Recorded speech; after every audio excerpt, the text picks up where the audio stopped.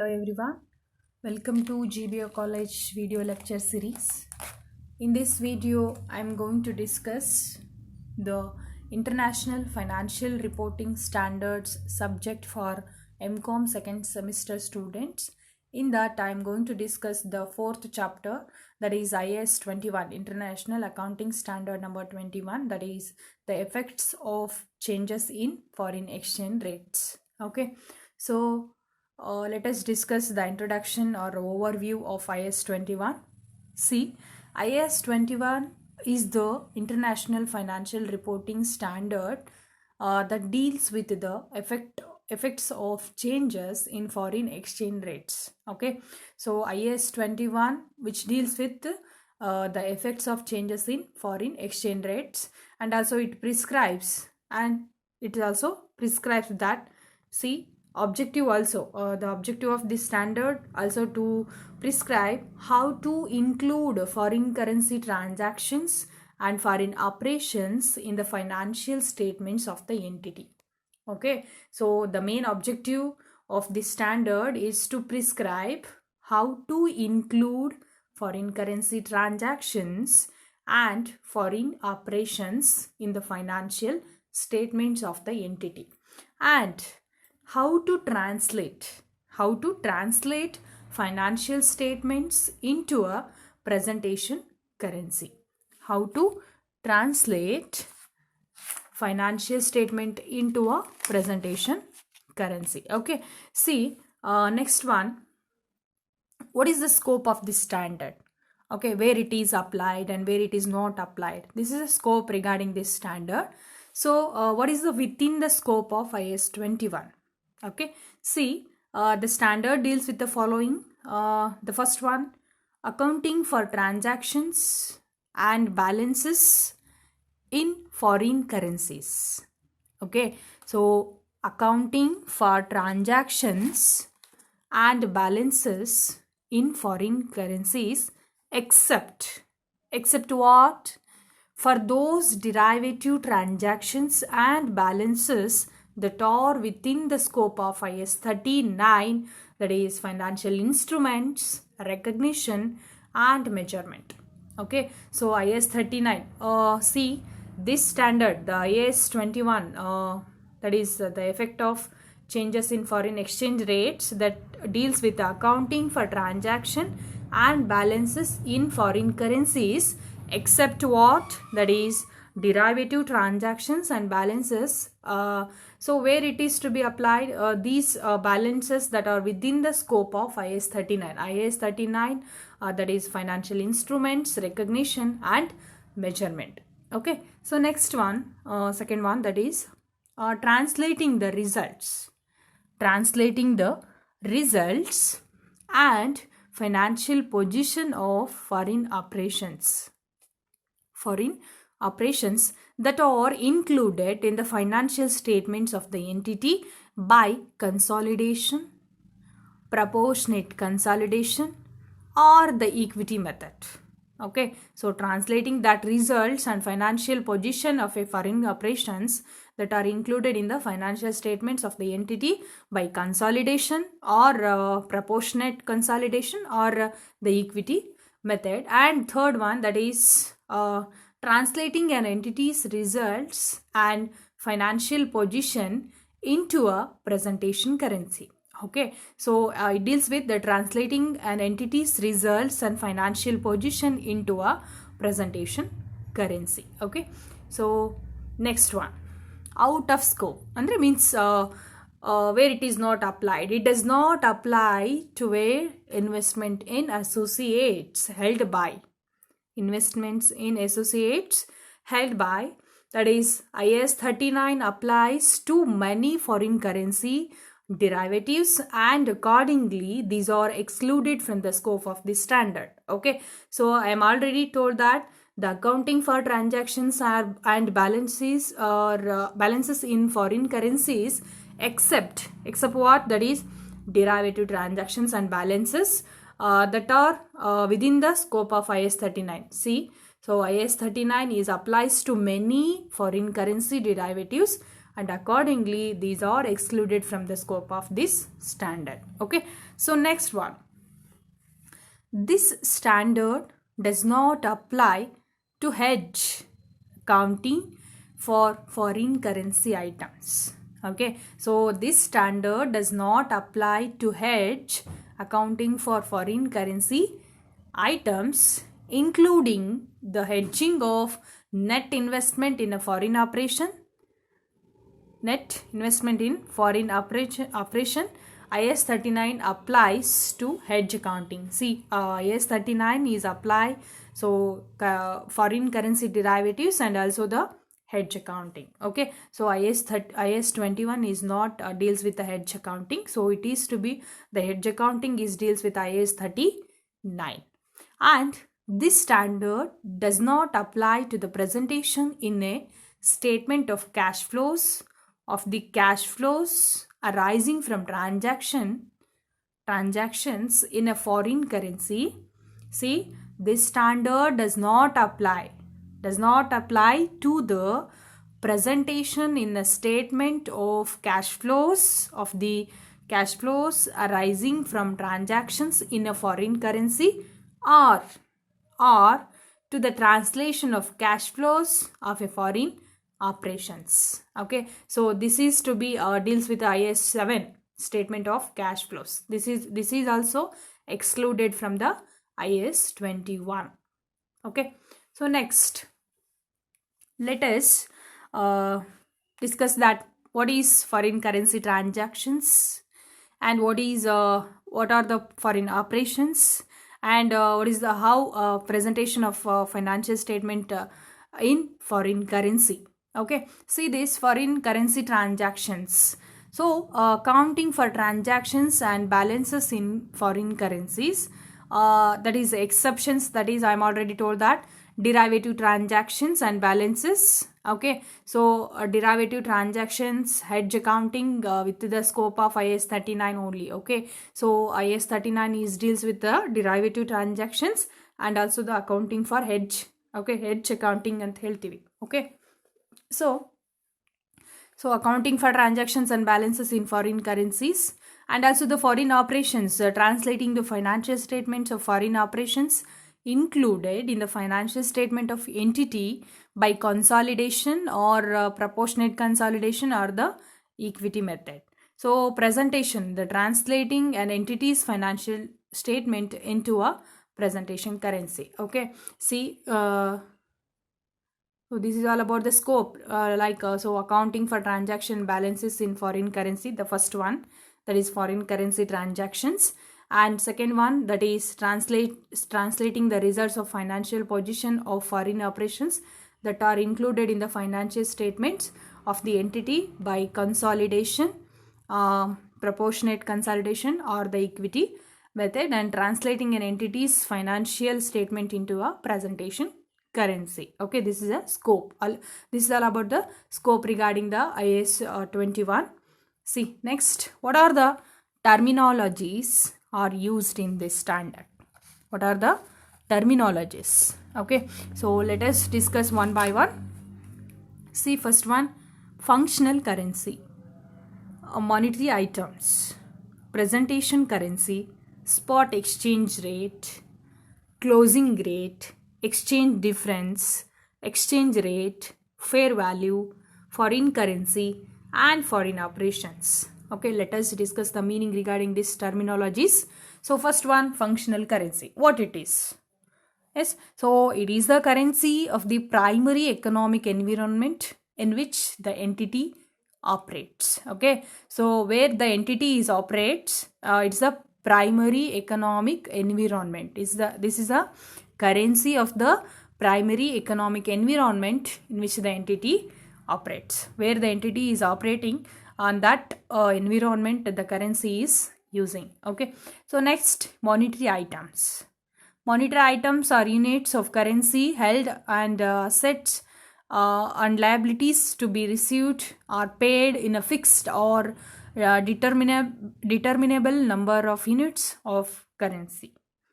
And what is presentation currency? It is a currency in which the financial statements are presented.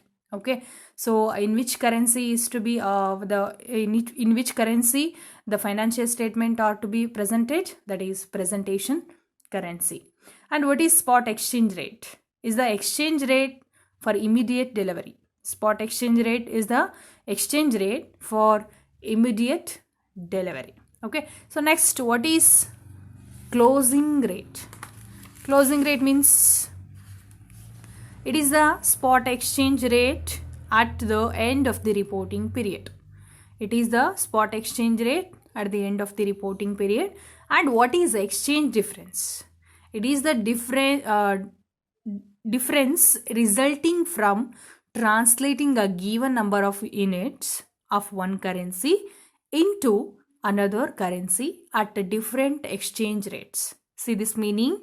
It is the difference resulting from translating a given number of units of one currency into another currency at different exchange rates. Okay, see next, what is exchange rate? It's the ratio of exchange for two currencies. Okay, what is fair value? It is the amount for which an asset could be exchanged. Okay, so asset could be exchanged or a liability settled between knowledgeable willing parties in an arm's length transactions. Okay, so what is foreign currency? It is a currency other than the functional currency of the entity. Okay, so foreign currency is the currency other than the functional currency of the entity. Okay, so next, last one, that is foreign operation. I am already told that it is an entity that is subsidiary, associate, joint venture or branch of a reporting entity, the activities of which are based or conducted in a country to a country or a currency other than those of the reporting entity. Okay, so these are the terminologies are used in the standard that is IAS standard 21. Foreign currency translation, what it is? So foreign currency translation, commonly known as accounting exposure, arises because of financial statements of foreign affiliates which are stated in the foreign currency must be restated in the parent company's reporting currency to the prepare consolidated financial statement. Okay, for foreign currency translation known as accounting exposure arises because financial statements of foreign affiliates which are stated in the foreign currency must be restated in the parent company's reporting currency to prepare consolidated financial statements. So why currency translation needed? So why it is required? Why it is needed?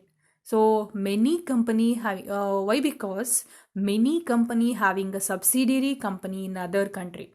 Okay, so many companies have their subsidiaries in other countries. Okay, suppose in India there is a ABC company, so it has so many subsidiaries like in the America, in the England, in the Japan, in the Germany. So that is the one company has more subsidiaries in another in other countries, so that's why the currency translation is needed, and different country having a different accounting rules. Yes, of course, so in India we are following so many rules and regulations while preparing the financial statements like that. So other countries, they are preparing the financial statements according to their country norms, rules, procedures. Okay, so currency translation, why it is needed? Different countries having a different accounting rules, so that's why it is needed.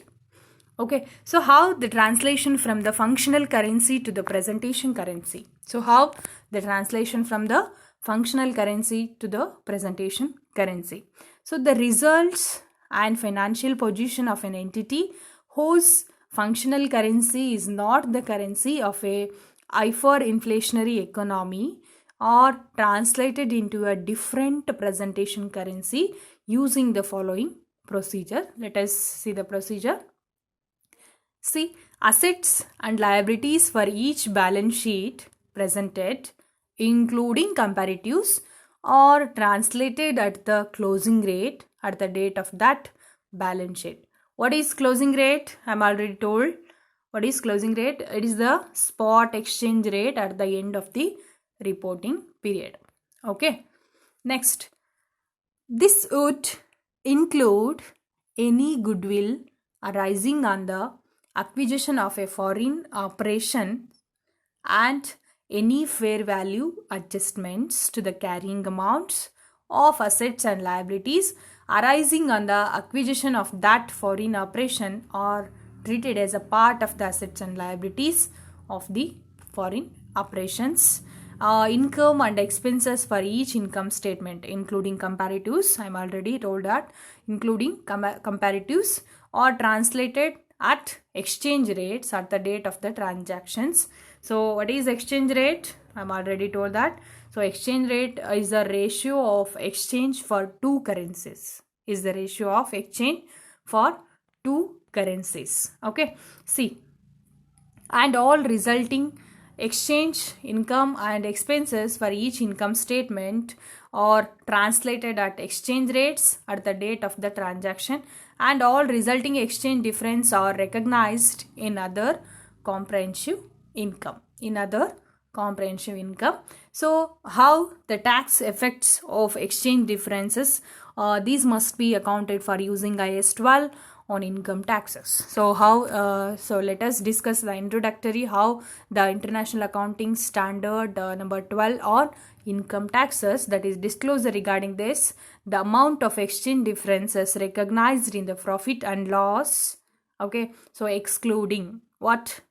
Differences arising on financial instruments measured at fair value through profit and loss in accordance with the IAS 39. Okay, so net exchange difference. So first one, the amount of exchange difference recognized in the profit and loss. So excluding difference arising on the financial statements measured at fair value through the profit and or loss in accordance with IAS 39, that is excluding. Net exchange difference recognized in other comprehensive income and accumulated in a separate component of equity. Okay, and a reconciliation of the amount of such exchange differences at the beginning and end of the period. Okay, see, when an entity presents its financial statements in a currency that is different from its functional currency. Okay, if the entity, when an entity presents its financial statements in a currency that is different from its functional currency, it may be described those financial statements as complying with IFRS only. If they comply with all the requirements of each applicable standard, that is including IAS 21, and each applicable interpretations. So and also see, if the company, if the company is describe those financial statements as complying with the IFRS only, see, on that time only if they comply with all requirements of each applicable standard, including IAS 21 and each applicable interpretations. Okay, see, I hope you are understand, you're all. Okay, what are the terminologies and what is the objective, what is the overview? See, what is the overview and what are the objectives regarding this IAS 21, that is what is the scope regarding this, and this scope is not where it is not apply, and terminologies are used in this standard, and what is foreign currency translation, and why it is needed, why the currency translation is needed. Okay, see, and how the translation from the functional currency to the presentation currency, and how the tax effects of exchange difference, that is IAS 12 on income taxes. Okay, so this is all about the IAS 21 and some disclosure requirements, the total net exchange difference included in the net profit for the period, and some not exchange difference. It is to be a net exchange difference is classified as a equity, as a separate component of equity, and its opening and closing balances. Okay, so this is all about this standard. I hope you understand. Thank you for watching.